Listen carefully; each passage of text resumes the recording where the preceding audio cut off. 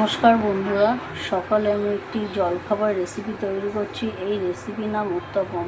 এটি তৈরি করতে লেগেছে 2 কাপ ময়দা, 2 কাপ সুজি, 2 কাপ চালের গুঁড়ি, 50 গ্রাম টক দই, গ্রেট করা গাজর, গ্রেট করা ক্যাপসিকাম, গ্রেট করা পেঁয়াজ, ধনেপাতা কুচি, 2টি লঙ্কা কুচি, 1 চামচ চিনি, 1 চামচ লবণ, 1 চামচ খাওয়ার সোডা।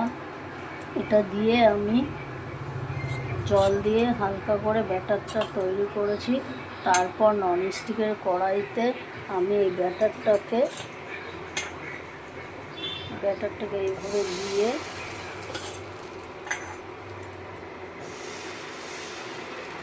ঘুরিয়ে